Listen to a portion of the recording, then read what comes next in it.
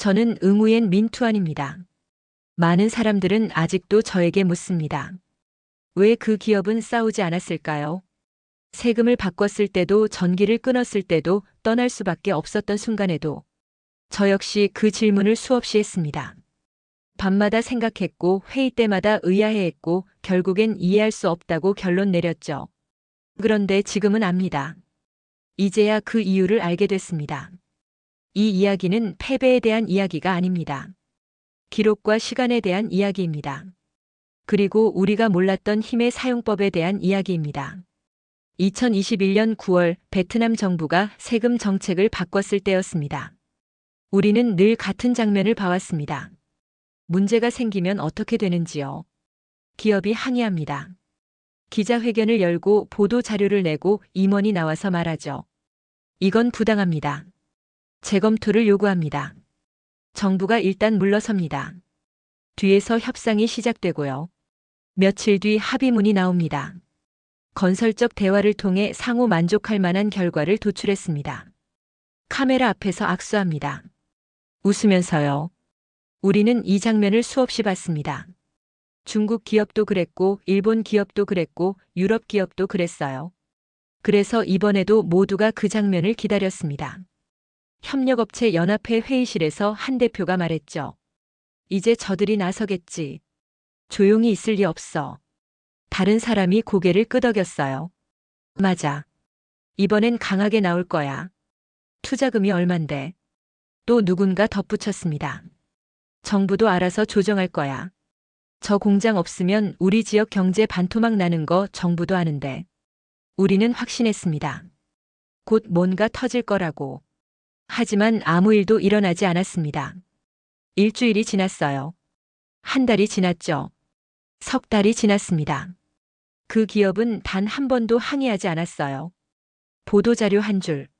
정부 정책을 존중합니다. 협의하겠습니다. 그게 전부였습니다. 저는 이상했어요. 왜 가만히 있는 거죠? 수억 달러 세금이 늘어나는데 말이에요. 그들의 침묵은 우리에게 확신을 줬습니다. 협력업체 회의에서 분위기가 달라졌어요. 봐라, 아무 말도 못하잖아. 결국 여길 못 떠나는 거야. 투자를 너무 많이 했어. 이제 우리 차례야. 납품 단가 올려달라고 하자. 한 대표가 웃으며 말했습니다. 저들이 약해진 거야. 기회를 놓치면 안 돼. 지역 정부도 마찬가지였습니다. 환경 규제를 강화했어요. 행정 절차를 복잡하게 만들었죠.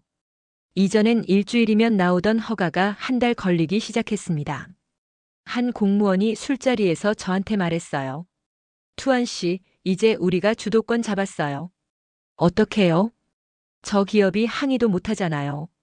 결국 우리가 갑이에요. 협력업체들은 목소리를 키웠고 정부는 조건을 바꿨고 우리는 그걸 힘이라고 착각했습니다. 지금 생각해보면 그 침묵은 두려움이 아니라 계산이었습니다. 우리가 싸움으로 착각한 건 사실 시간의 차이였습니다. 우리는 늘 지금 이기는 걸 중요하게 생각합니다. 이번 분기, 이번 협상, 이번 싸움. 협력업체 대표들은 분기 실적을 봤어요. 이번 달 납품량, 다음 달 주문, 올해 매출. 정부 공무원들도 마찬가지였죠. 이번 연도 세수입, 다음 선거, 임기 내 성과. 모두 짧았습니다. 1년, 2년, 길어야 3년. 하지만 그들은 다른 시간을 살고 있었습니다. 제가 그걸 처음 느낀 건 2020년 11월이었어요. 이 공장 증설 발표가 났을 때였죠. 착공식에서 공장장이 말했습니다. 우리는 베트남과 함께 성장하겠습니다. 앞으로 10년, 20년을 내다보고 있습니다. 그때는 그냥 인사치레인 줄 알았어요. 그런데 지금 생각해보면 진심이었습니다. 그들은 정말 10년, 20년을 보고 있었어요. 2021년 세금 정책이 바뀌었을 때 우리는 지금 이 순간을 봤습니다. 하지만 그들은 3년 뒤, 5년 뒤를 보고 있었던 거예요. 한국인 담당자가 제게 말했던 게 기억납니다. 투안 씨, 우리는 급하지 않아요. 무슨 말씀이세요? 지금 다투는 건 쉬워요. 하지만 그러면 나중이 어려워지죠. 그때는 무슨 뜻인지 몰랐습니다. 지금은 압니다. 3년, 5년, 10년. 한 나라보다 긴 호흡으로 결정을 내리는 방식이었습니다. 그리고 그 시간 속에서 그들은 다른 걸 하고 있었습니다. 2021년 가을쯤이었을 거예요. 어느 순간부터 그들은 말을 멈췄습니다. 회의에 와서도 조용했어요. 질문하면 짧게 답하고 의견 물어도 검토하겠습니다만 반복했죠. 대신 다른 걸 시작했습니다. 문서를 만들기 시작했어요. 처음엔 몰랐습니다. 그냥 평소처럼 회의록 작성하는 줄 알았죠. 그런데 2022년 6월 그 기업 물류팀 직원 레 반타인을 만났을 때 알게 됐습니다. 요즘 뭐 하세요? 문서 작업이요. 무슨 문서요? 모든 걸 기록하래요. 본사 지시예요. 뭘요? 그가 한숨을 쉬었어요. 정책 변경 날짜, 정전 시간표, 손실 계산, 회의 내용. 하나도 빠짐없이 엑셀 파일로 만들라고요. 왜요? 모르겠어요. 그냥 지시대로 하는 거죠. 하나도 빠짐없이 날짜와 숫자로 남겼습니다. 2021년 9월 15일 세금 감면 축소 발표. 법인세 증가분 예상 금액. 2022년 4월 25일 첫 계획 정전. 손실액, 발전기 가동 비용. 2022년 5월 3일 두 번째 정전. 누적 손실. 매일 매주 매달. 기록이 쌓여갔습니다. 그때는 몰랐습니다. 왜 저렇게까지 하는지. 이제는 압니다. 항의는 감정입니다. 이건 부당합니다. 우리는 억울합니다. 재검토하십시오. 그 순간은 통쾌할 수 있습니다. 목소리 높이고 주먹치고 언론에 나가고 사람들은 박수 쳐줍니다. 잘했어. 제대로 했어. 하지만 그뿐입니다. 일주일 뒤면 잊혀지죠. 한 달 뒤면 기억하는 사람도 없어요. 그리고 항의는 상대의 체면을 무너뜨립니다. 정부를 적으로 만들고 관계를 끊고 다리를 태우죠. 하지만 기록은 다릅니다. 기록은 나중을 위한 무기입니다. 2021년 9월 15일 계약 조건이 일방적으로 변경됐습니다. 2022년 4월부터 8월까지 주 4회 정전으로 총 XX억 원 손실. 2022년 6월 행정허가 지연으로 생산 차질 발생. 감정이 아니라 사실. 주장이 아니라 증거. 나중에 쓸 무기였던 겁니다. 저는 그제야 깨달았습니다. 그들은 이기려고 싸우지 않았습니다. 지지 않기 위해 준비하고 있었던 거예요. 그리고 실제로 그 기록은 쓰였습니다. 2023년 1월 신규 물량 이전을 발표했을 때요. 언론이 물었습니다. 왜 베트남을 떠나십니까?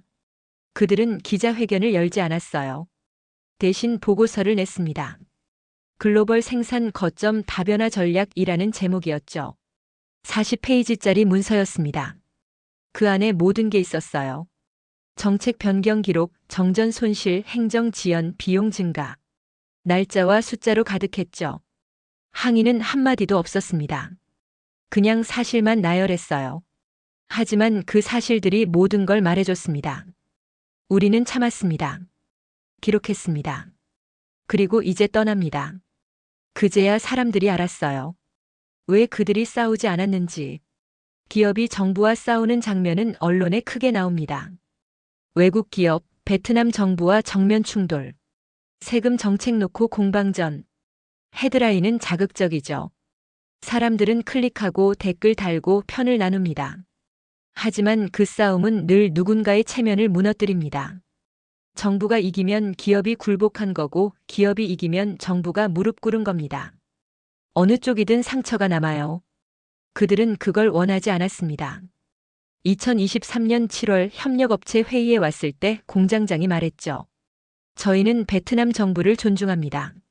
정책은 정부의 권한입니다. 누군가 소리쳤어요. 그럼 왜 떠나세요? 공장장이 조용히 답했습니다. 떠나는 건 비즈니스 결정입니다. 하지만 베트남과 베트남 사람들은 여전히 존중합니다. 그날 저는 깨달았어요. 그들은 한 나라와 싸우는 기업이 아니라 한 나라에서 품위를 지킨 파트너로 남고 싶었던 겁니다. 지금도 베트남 언론은 그들을 비난하지 않습니다. 떠났지만 책임은 다했다. 품위 있게 마무리했다. 이게 그들이 원했던 거예요. 싸움은 순간입니다. 하지만 평가는 영원하죠. 그리고 떠나는 순간에도 그들은 싸우지 않았습니다. 법적으로는 아무 책임이 없었어요. 신규 물량 배정은 회사 재량입니다. 계약서에 명시돼 있었죠. 당장 문 닫고 떠나도 됐습니다.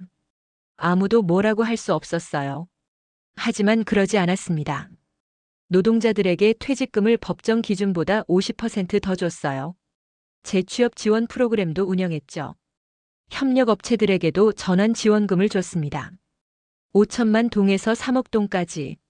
한 대표가 울면서 말했어요. 저들은 떠나는데 왜 이러는 거예요? 인사 담당 임원이 답했습니다. 정책은 정부가 정했습니다. 하지만 노동자들은 잘못이 없습니다. 이건 계산으로 설명되지 않는 선택이었습니다. 떠나면서까지 돈을 쓸 이유가 없었거든요. 하지만 그들은 사람에 대한 책임은 남겼습니다. 비즈니스는 끝났지만 사람과의 관계는 끝나지 않는다고 믿었던 거죠. 그제야 우리는 알았습니다. 힘이 있다는 건 언제든 싸울 수 있다는 뜻이 아니라는 걸. 싸우지 않아도 되는 위치라는 걸. 2021년 그들은 싸울 수 있었습니다. 세금 정책 바꾸면 공장 닫겠다고 위협할 수 있었어요. 정부가 물러섰을 겁니다. 지역 경제의 78%를 책임지는 공장인데요. 2022년 그들은 정전 때문에 항의할 수 있었습니다. 전기 공급 안 되면 떠나겠다 이렇게요. 정부가 당황했을 거예요. 급히 대책을 마련했겠죠. 2023년 그들은 당장 문 닫을 수 있었습니다. 노동자 해고하고 협력업체 계약 파기하고 떠날 수 있었어요. 법적으로 아무 문제 없었습니다. 하지만 그러지 않았어요. 왜냐고요?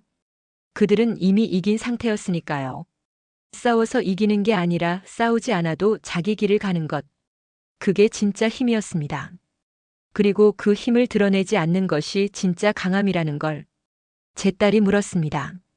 아빠, 한국 회사는 왜 안 싸웠어요? 저는 답했어요. 싸울 필요가 없었거든. 왜요? 이미 이겼으니까. 존중받는 방식으로. 여러분, 이 이야기는 기업 미담이 아닙니다.